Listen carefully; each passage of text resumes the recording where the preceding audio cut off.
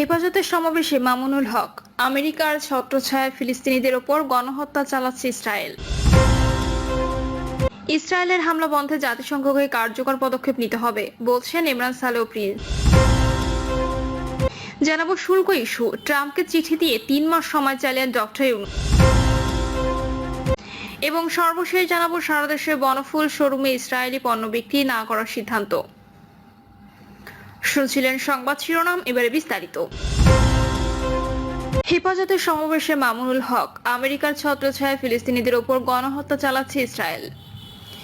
ফিলিস্তিন আজ একটি কবরখানায় পরিণত হয়েছে বলে মন্তব্য করেছেন হেফাজতে ইসলাম বাংলাদেশের যুগ্ম মহাসচিব ও ঢাকা মহানগর সেক্রেটারি মামুনুল হক। তিনি বলেছেন, অবৈধ রাষ্ট্র ইসরায়েল গাজায় যে গণহত্যা চালাচ্ছে তা ইতিহাসের সমস্ত নিষ্ঠুরতাকে হার মানিয়েছে।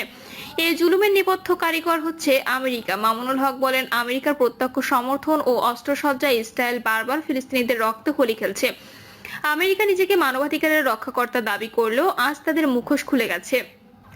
তারা জায়োনিস্ট সন্ত্রাসের পৃষ্ঠপোষক। তিনি বলেন, ইসরায়েল শুধু একটি অবৈধ রাষ্ট্র নয় এবং মধ্যপ্রাচ্যের জন্য একটি ক্যান্সার। এই ক্যান্সারের মূলোৎপাটন এখন সময়ের দাবি। ফিলিস্তিনকে মুক্ত করা মুসলিম উম্মাহর উপর ফরজ হয়ে গেছে। ইসরায়েলের বিরুদ্ধে বৈশ্বিক লড়াই ছাড়া মুক্তি নেই। সংহতি সমাবেশে হেফাজতে ইসলামের অন্যান্য নেতারা বলেন, ফিলিস্তিন কেবল ইতিহাস নয়, এটি মুসলিম উম্মাহর হৃদয়ের স্পন্দন। এই ভূমিকে আল্লাহ পবিত্র আখ্যা দিয়েছেন। এখান থেকে নবীজি এর ইসরা ও মেরাজ শুরু হয়েছিল। এই মোবারক ভূমিকে ধ্বংস করতে ইসরায়েল যতই চেষ্টা করুক সফল হবে না। তারা বলেন, ইহুদিদের দখলদারিত্বের বিরুদ্ধে মুসলিম উম্মাহর প্রতিরোধ অব্যাহত থাকবে। রাসূল ভবিষ্যৎবাণী করেছেন, একদিন মুসলমানদের একটি দল এই দখলদারদের বিরুদ্ধে যুদ্ধ করবে এবং বিজয়ী হবে। ইনশাআল্লাহ সেই দিন আর বেশি দূরে নয়। ফিলিস্তিন হবে বিজয়ীদের ভূমি, আর ইসরায়েলের কবরও সেখানে রচিত হবে। এর সময় বক্তারা বিশ্ব মুসলিম উম্মাহকে ইসরায়েল ও তার মিত্র সব রাষ্ট্রের পণ্য বর্জনের আহ্বান জানান। ভারত প্রসঙ্গে বক্তারা বলেন, ভারতের হিন্দুত্ববাদী মোদী সরকার একের পর এক মুসলিম বিরোধী পদক্ষেপ নিচ্ছে। ওয়াকফ সম্পত্তি আইনের সংশোধনের মাধ্যমে দেশটির মুসলমানদের ধর্মীয় প্রতিষ্ঠান, মসজিদ, মাদ্রাসা ও এতিমখানাগুলোর উপর দখলদারিত্ব প্রতিষ্ঠার চেষ্টা করছে। হেফাজতে ইসলাম এরও তীব্র প্রতিবাদ জানায় এবং মুসলিম নিপীড়নের বিরুদ্ধে ভারতের বিরুদ্ধেও আন্দোলন চালিয়ে যাওয়ার অঙ্গীকার করে। ইসরায়েলের হামলা বন্ধে জাতিসংঘকে কার্যকর পদক্ষেপ নিতে হবে বলছেন ইমরান সালেহ প্রিন্স। বিএনপি যুগ্ম মহাসচিব সৈয়দ ইমরান সালেহ প্রিন্স বলেছেন, গাজায় ইসরায়েলি আগ্রাসন চলছে। মুসলিম উম্মাহকে ঐক্যবদ্ধভাবে বিশ্বব্যাপী প্রতিবাদ বিক্ষোভে ইসরায়েলের আগ্রাসী শক্তির মোকাবিলা করতে হবে।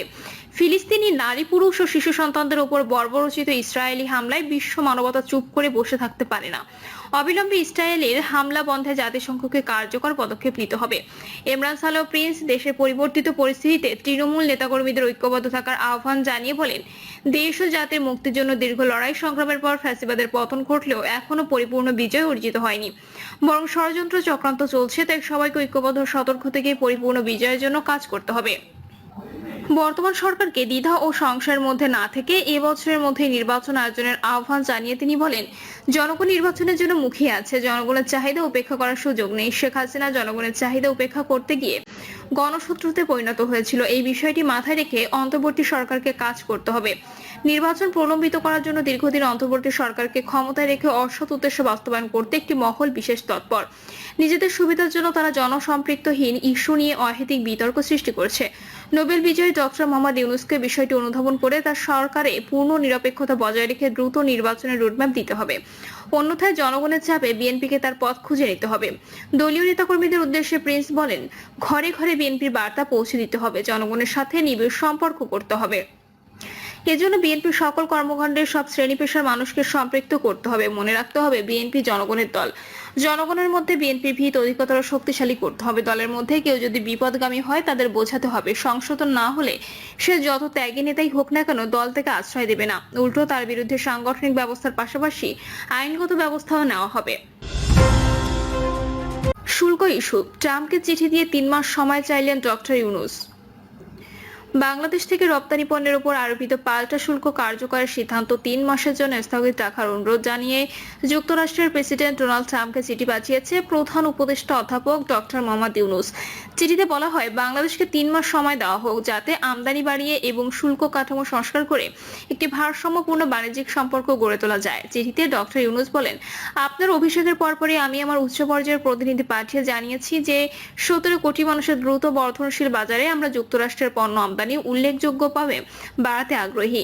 আমরা এই উদ্যোগ গ্রহণকারী প্রথম দেশ। প্রধান উপদেষ্টা আরো জানান, বাংলাদেশই প্রথম দেশ হিসেবে যুক্তরাষ্ট্রের তরলীকৃত প্রাকৃতিক গ্যাস আমদানিতে বহু বছরের চুক্তিতে সই করেছে। ট্রাম্প প্রশাসন এলএনজি রপ্তানি নিষেধাজ্ঞা প্রত্যাহারের পর থেকে বাংলাদেশ এলএনজি ভিত্তিক সহযোগিতা সম্প্রসারণের কাজ করছে।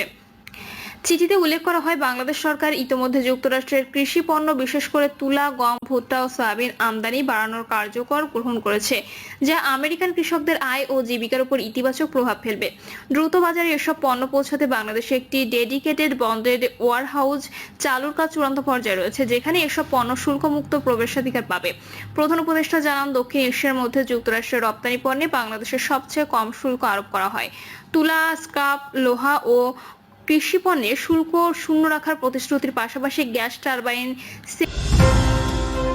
সেমিকন্ডাক্টর ও চিকিৎসা যন্ত্রপাতির মতো শীর্ষ মার্কিন পণ্যে 50% পর্যন্ত শুল্ক হ্রাসের কাজ চলছে। তাছাড়া যুক্তরাষ্ট্রের পণ্য রপ্তানির বিদ্যমান অশুল্ক বাধা দূর করার পদক্ষেপ গ্রহণ করেছে বাংলাদেশ।